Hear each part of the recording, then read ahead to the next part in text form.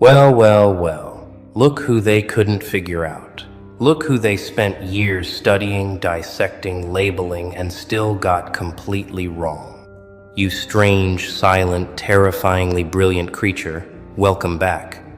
Or better yet, welcome to the part of yourself they were never smart enough to understand. Because what they called weird, what they whispered about at tables you weren't sitting at, what made them uncomfortable in your presence and restless in your absence, that wasn't a flaw. That was the architecture of a mind they didn't have the vocabulary to describe. And the fact that they couldn't name it scared them more than anything else ever could. Before we begin, if this frequency already lives in you, 2 books were written for exactly that mind. The Crown of Ash, Grim Grit Edition, The Quiet Edge, Grim Grit Edition 2. Links in the description. Now let's get into it. Let's be honest about what actually happened. They saw the way your brain worked, and it unsettled them.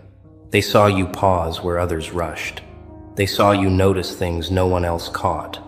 They saw you sit quietly in a room full of noise, and somehow hear something deeper than the sound. And instead of asking what you were hearing, they decided something was wrong with you. That is what people do when they encounter a frequency they cannot tune into. They don't question the radio. They call the signal broken. They called you broken. But here you are, still transmitting, still receiving, still picking up signals from depths they will never reach. You have been called too quiet, too intense, too much, and not enough simultaneously. You have been told you think too deeply, feel too sharply, and analyze too precisely. You have been handed the word weird like it was a diagnosis, like it was something you needed to be cured of, like your mind was a problem requiring a solution. But no one ever told you the truth. The truth is this: every single person who ever called you weird was standing in the presence of a genius and had absolutely no idea what they were looking at. They were holding a rare frequency in their hands and calling it static. There is a specific kind of loneliness that comes with having a mind like yours. It is not the loneliness of being alone in a room. It is the loneliness of being in a room full of people and realizing, slowly and then all at once, that no one is thinking the way you are thinking. No one is following the thread you are following. No one sees the pattern you already mapped out 3 conversations ago, and so you stop talking. Not because you have nothing to say, but because you already know they won't follow you there. And that silence gets mistaken for arrogance, or strangeness, or both. They thought you were distant. What you actually were was already ahead. They thought you were difficult. What you actually were was precise. They thought you were cold. What you actually were was exhausted from translating yourself into a language that kept losing meaning by the time it arrived. Because that is what genius costs. It costs you the easy conversations. It costs you the comfortable smallness. It costs you the nod of recognition from people who simply do not have the depth to meet you where you live. And you paid that price without even understanding that it was a price, because you never chose to be this way. You were just built different, wired different, and the world told you that was something to be ashamed of. But here is what no one explained to you when you were sitting alone at lunch, or being talked over in meetings, or watching everyone else laugh at a joke you had already dismantled in your head before the punchline landed. The cost of being different is not evidence of wrongness. The cost of being different is the tuition. And every year you paid it. Every year you sat in that specific silence and held your mind still and decided to stay anyway. You were earning something they will never be able to buy. You were earning the kind of depth that changes everything. For you, and eventually for the world around you. The ones who called you weird were not wrong that you were different. They were wrong about what different meant. Different, to a fearful mind, means broken. Different, to a perceptive mind, means rare. And rare things are not comfortable. Rare things do not blend in. Rare things make people feel something they cannot articulate, and so they reach for the nearest ugly word and throw it. They threw it at you. For years, some of them threw it, and you carried it like it was true. but it was never true. It was just the only word they had for something they could not measure. Here is a secret they do not teach in any classroom. Genius, in real life, does not look the way it looks in films. It does not arrive in a blaze of obvious brilliance with everyone applauding and lights overhead. In real life, genius looks awkward. Genius looks restless. Genius looks like someone who cannot sit still in a conversation that is moving too slowly. Genius looks like someone who changes the subject because they already processed the previous one and are 3 subjects ahead. Genius looks, from the outside, almost exactly like what they called you. Odd, distant, intense, hard to read. The geniuses of every era were the most misread people of their time. The people who changed how the world understood itself were almost always first dismissed by the world they were about to change. They were called impractical. They were called dreamers, in the hollow, dismissive sense of that word. They were called too sensitive, too theoretical, too obsessed with things that didn't matter yet. The yet is the entire story. What they were obsessed with always mattered. It just hadn't become undeniable to everyone else in the room. You are living in your yet. The undeniable part is still forming, but it is forming. Think about the way your mind actually operates when no one is grading it. Think about the connections you make that no one asked you to make. Think about the questions you ask that make people uncomfortable because the questions expose something true that everyone else agreed not to look at directly. Think about the way you cannot stop a thought once it starts. Think about the way certain ideas root themselves so deeply in you that you lie awake not from anxiety, but from the weight of something trying to be understood. That is not a disorder. That is not a quirk.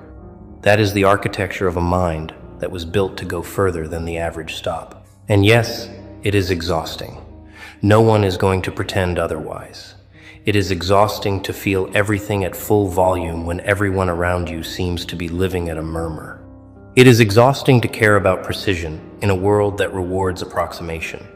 It is exhausting to see what is coming before it arrives and have no one believe you until it has already happened. But exhaustion is not defeat. Exhaustion is evidence. It is proof of how hard you work inside a mind that never fully stops. And that never stopping mind, that is the engine of everything that is coming for you. You have been noticing things since before you had the language for what you were noticing. You picked up on the inconsistency in someone's story before anyone else did. You felt the shift in a room's energy before any single thing had changed visibly. You saw the outcome of a situation playing forward in your mind while everyone around you was still reacting to the beginning. You tried to say something about it sometimes, and people looked at you like you had invented the concern, like you were being paranoid or dramatic or reading too much into things. Then exactly what you described happened, and somehow they still didn't update their opinion of you. That is the specific cruelty of the perceptive mind. You see the thing, you say the thing happens, and somehow the credit does not go where the vision did. Instead they say, you got lucky. Instead they say it was obvious. Instead they quietly absorb what you gave them, carry it forward, and forget that you were the one who stood there seeing it first, while everyone else was still arguing about whether there was anything to see. This is not a small thing. This is not a grievance. This is a pattern that matters, because what it reveals is that your vision is real, your perception is real, and the world around you is consistently catching up to a place you already were. The patterns you see are not accidents of overthinking. Overthinking is what the underprepared mind calls the prepared mind working at speed. When your brain cycles through 40 possibilities before someone else has considered 5, that is not anxiety dressed up as intelligence. That is processing power. That is the thing that makes certain people dangerous in the most productive sense of the word. The sense that means they cannot be fooled as easily. The sense that means they will find the leverage point in a system faster than anyone else in the room. The sense that means when something actually matters, you want them thinking, and you have always been that person. In every room, every situation, every problem that landed in your life. You were the one running the deeper calculation. Sometimes you hid it. Sometimes you learned to perform the slower version of yourself so people would feel more comfortable. Sometimes you deliberately dimmed the frequency because being fully on was more socially costly than you could afford at that particular moment. And even then, even running at half capacity, you still caught what others missed. Imagine, just for a moment, what you catch when you stop dimming it. They told you that you were too sensitive. They said it like it was a warning, like it was a vulnerability they were kindly alerting you to, like they were doing you a favor by pointing out the crack in your structure. But sensitivity and intelligence are not separate things. They are the same system operating through different channels. The same neural architecture that lets you feel an atmosphere shift when you walk into a room is the same architecture that lets you understand a complex idea from multiple angles simultaneously. They are not different gifts. They are the same gift, expressed in two directions. The most perceptive people in every field, in every discipline, in every creative and analytical domain the world has ever produced, were sensitive people who learned to use that sensitivity as data rather than wound. They felt things sharply. They felt betrayal deeply, injustice viscerally, beauty almost physically. And that sharpness, rather than crippling them, gave them access to a richness of experience that the so-called tougher people around them simply could not reach. Their art was richer. Their analysis was richer.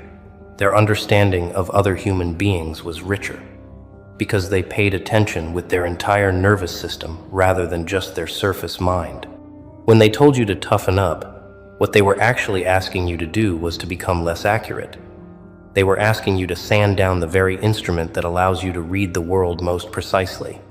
They were asking you to be worse at the thing you are actually built for, in exchange for being more comfortable at a dinner table or a group conversation. And some part of you, the part that just wanted to belong, almost agreed. Some part of you spent years trying to feel less, notice less, care less, because caring that much seemed to cost too much. But you couldn't do it. You couldn't turn it off. Because it isn't something you do, it is something you are. And that refusal to stop feeling, that stubborn, relentless sensitivity that survived every attempt to blunt it, that is one of the most precise things about you. You did not let them make you into someone who moves through the world half-registered. You stayed fully arrived in every moment, even when every moment cost you something. And that staying, that full presence in your own experience, even when experience was painful, is what built the depth in you that makes you genuinely different from the people who told you there was something wrong with how much you felt. Let's talk about what you actually did with all of that time they thought you were wasting. The hours you were in your own head, the silence they called antisocial, the solitude they called isolation. Because you were not absent, you were constructing. You were building frameworks inside yourself that most people spend a lifetime looking for outside themselves. You were developing a relationship with your own mind that most people never get to, because most people are too afraid of what lives in the deep water of their own thinking to ever go there and stay. You went there, you stayed, and yes, sometimes it was uncomfortable. Sometimes the deep water was cold and dark and you came up gasping and told yourself you wouldn't go back. But you always went back, because something in you understood, even before you had the words for it, that the work being done in that silence was the most important work of your life. The ideas being forged in that solitude were sharper than anything that gets built in the noise.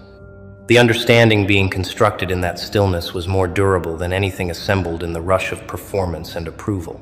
The world does not reward the inner work while it is happening. It only rewards the results once they are undeniable in public. And so for years, maybe for most of your life so far, you have been doing the kind of work that earns no applause in real time.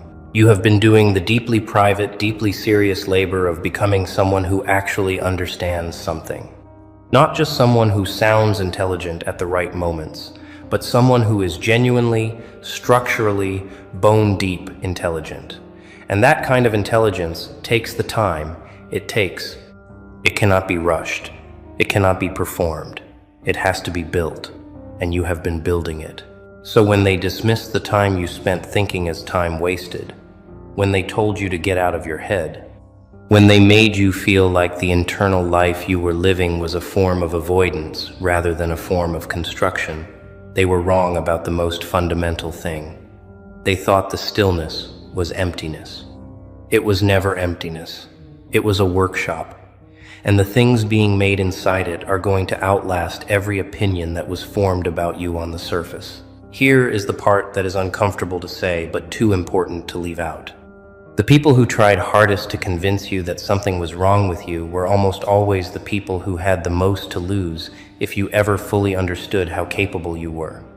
Because your full capability is a mirror, and what it reflects back is the gap between what they settled for and what was actually possible.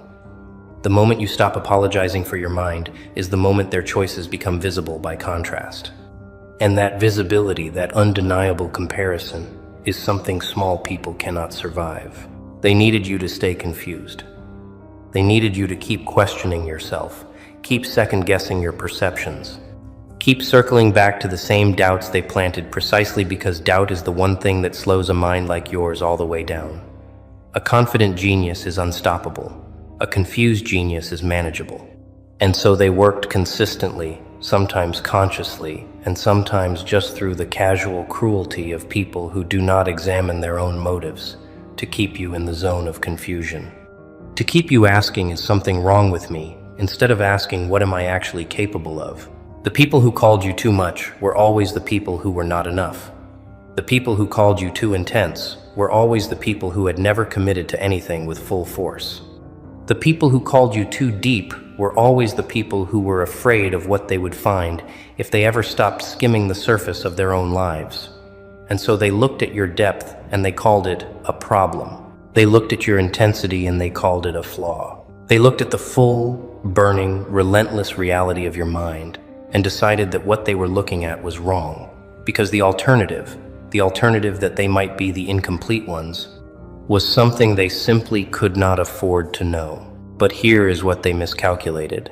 They thought if they made you doubt yourself long enough, you would eventually agree with them. They thought repetition would become reality. They thought the sheer weight of their collective opinion would eventually compress your understanding of yourself into a shape that fit their comfort level. What they did not account for is what you actually are. What they did not account for is the specific quality of a mind that has been tested by difficulty and emerged not broken but clarified. What they did not account for is that pressure, applied to the right kind of material, does not crush it, it sharpens it. The education system was not built for you. That is not a comfortable thing to say, but it is an accurate one. The education system was built for the median, for the repeatable, for the mind that absorbs information in a linear sequence and can produce it back on demand in a standardized format. And your mind does not work that way. Your mind works through connection, through pattern, through the sudden lateral leap that takes two things that seem unrelated and finds the invisible thread between them. Your mind works through deep immersion in things that interest you, and almost complete disengagement from things that do not. That is not a learning disability. That is a different kind of intelligence architecture. The things you learned fastest were the things no one taught you in a classroom. The things you understand most deeply are the things you arrived at through your own relentless questioning, your own circling, your own refusal to accept the surface answer when the deeper answer was clearly still down there waiting. You have always been a self-directed mind in a system that rewards following directions. And the gap between what you were built to do and what you were asked to do created a friction that got mistaken for incompetence. It was never incompetence. It was incompatibility. There is an enormous difference. The grades they gave you were not a measurement of your intelligence. They were a measurement of how well your intelligence aligned with the specific format of measurement being used. And the format was always the wrong one for the way you think. The tests were always optimized for a kind of thinking you were not built to perform at its best. And so you walked away from institutions carrying scores and assessments that told a story about you that was structurally incapable of being accurate. You walked away from a measuring system that didn't have a unit of measurement that corresponded to what you actually had. And somewhere in you, you knew it. Even when no one else believed it, some part of you always knew the score was wrong. The intelligence that actually lives in you is the kind that shows up in real problems, in real situations, in the moments when the framework fails and someone has to think outside of it. It shows up when the map stops matching the territory and someone has to navigate anyway. It shows up in the midnight insight, in the problem that has stumped everyone else for weeks, until the moment you sit down with it alone and something in your mind reaches out and simply touches the answer. That kind of intelligence does not score well on standardized tests, but it does the things that matter most when the stakes are highest. You have always understood people better than most of them understood themselves. You watched, from a very early age, the way people performed versus the way people actually were. You noticed the gap between the story someone told about themselves and the story their behavior was telling simultaneously. You watched people claim values they didn't hold and disown feelings they were obviously experiencing. You saw the subtext running under the text, the secondary motive moving behind the stated one, the real wound being protected by the elaborate constructed personality on top of it. And you understood, even if you couldn't articulate it, what all of it meant. This made you strange to people, because when you see someone that clearly, you cannot pretend not to. You cannot sit across from someone and perform the social fiction that you believe the performance they are giving. Something in you is always reading the deeper layer. Something in you is always tracking the thing no one said, and people feel that. Even when they cannot name it, even when they have no conscious awareness that they are being perceived at the level they are being perceived at, they feel it, and it makes them uncomfortable. Because being truly seen, not the version of yourself you present, but the actual version, is one of the most uncomfortable human experiences. So they called you intense. They called you strange. They said you made them feel a certain way they couldn't explain, and that feeling was not entirely comfortable. What they were describing was the experience of being in the presence of someone who was actually paying attention. Not the social surface kind of attention, the real kind. The kind that misses nothing and forgets nothing and connects what it finds into a picture that is, more often than not, significantly more accurate than the picture the subject has of themselves. That is not a social disadvantage. That is a profound and rare human capacity, and you have had it since before you knew what to do with it. The question now is not whether you have this capacity. The question is what you are going to do with it, now that you understand what it is.